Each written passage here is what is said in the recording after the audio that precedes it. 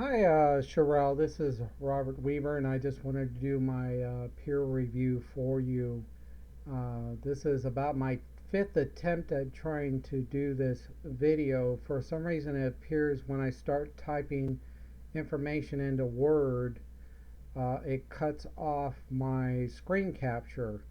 And I'm not sure if that's the program that I'm using or what, but anyway, I'm gonna go try and go through this with just the information typed in here. I'm sorry, Miss Johnson, for whatever reason it won't allow me to type and record on Word at, for some reason at the same time.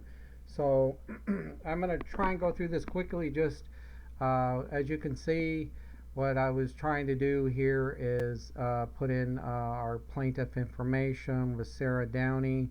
And what happened is the case facts background real quick is that what my fictitious information is that she was walking through the bar area, slipped and fell on some beer that was left on the floor by one of them, spilled on the floor and left by one of the employees.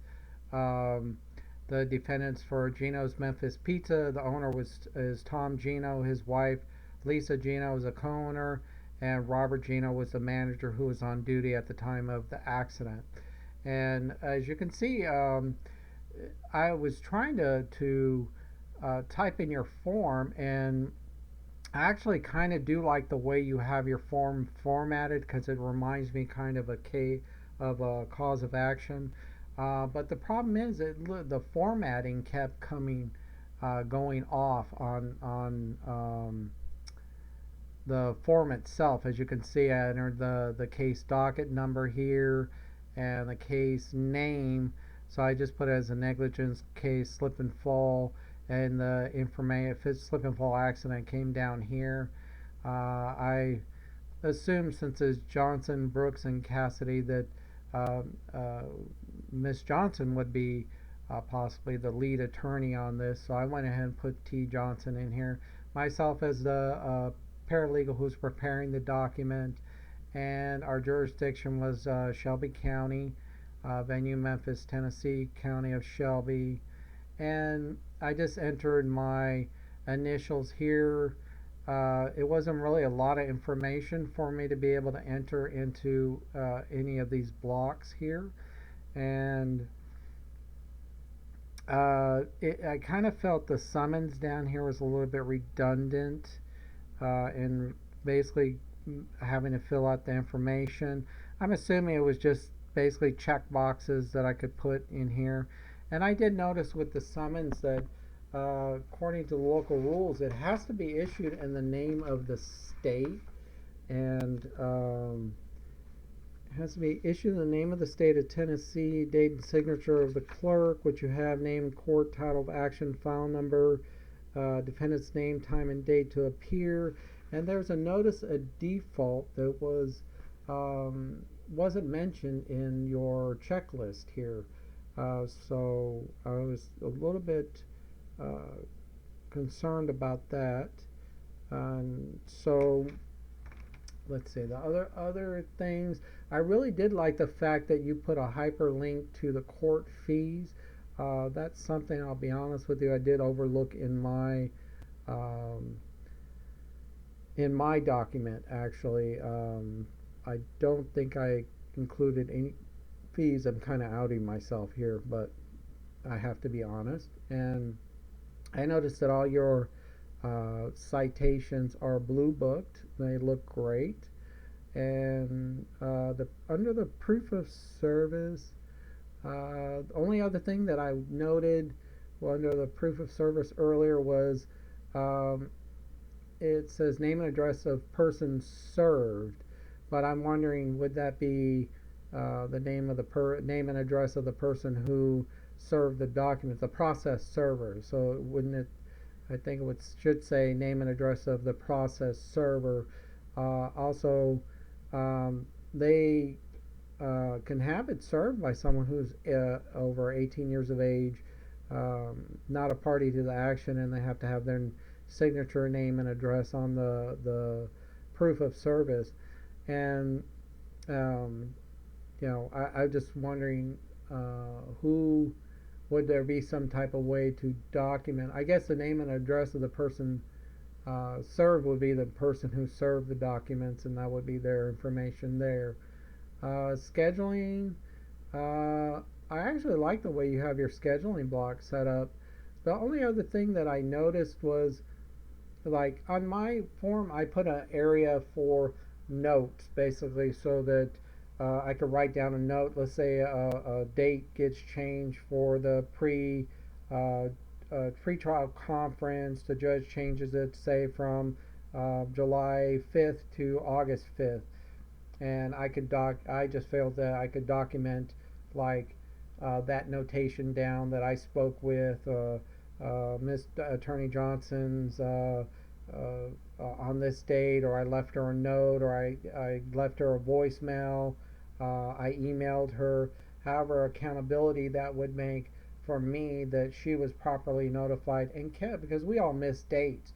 So maybe she doesn't show up on August 5th and she ends up going on July 5th, and then gets mad because, hey, you didn't notify me. But, well, I have it documented in my form here that was created by Sherelle, excuse me, that um, says that I contacted you this way. I emailed you, I sent you a text, whatever the case would be for this particular law firm.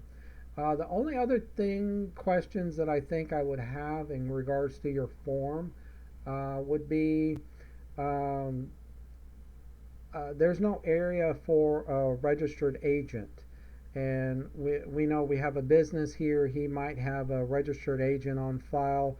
What address, name, so forth. Where would I send that, or how could I document that information in your form? Um, the other thing I did notice was civil cover sheets weren't covered in your form, um, and from my research, I know that they're required by all four jurisdictions within Tennessee. You have to have a civil cover sheet with the summons and the complaint form or cause of action that you're filing with the court. And the other question would be, where would I enter information for like support staff? Let's say if I had, for lack of a better term, a clerk that's working with me as my support staff, and I tell John Doe, hey, John Doe, I need you to run down to General Sessions and file these documents with the court today before 3 p.m. And, I'm going to write that down on your form here to document, so I have accountability, and we make accountability for John Doe, who's going to the court to file the documents for Attorney Johnson. And where would I guess where my question would be, where would I enter that information, or do you think that information will be necessary? I guess. Um, and the other thing was, I think you have it under filing where I would enter service of process information, who, uh, how, like, say for instance, if how much we paid the sheriff's department, did we have, say, our client has a neighbor that she wanted to have him serve the defendants the paper because he knows them personally, but he's not a party to the action itself. But it would be easier for him to locate them and have them properly served. Um, the only other thing that I noticed was uh, under the pre-trial conference, I put in my form that there's sanctions that might be applicable to the case, where like such as did the defendant's attorney show up to the pretrial conference? Were they prepared? Did they file all their documents? Stuff like that. And I was thinking that would be the note section that I would have. And I was wondering if you think maybe that section should be added to your form. And The other thing I had is you electronic filing. Is that reference specifically to um, the fax filing for the summons? And other than that, I think you're well. I noticed that the form is done in a Word format, and I know I did the same thing you did. I had to scramble to figure out and how to change it over to a Word uh, um form. And there's in basically under here, I'll just show you quickly. You have to bring a figure how to get to this developer tab. So basically, you can add check boxes, drop dates, little fillable sections in your form.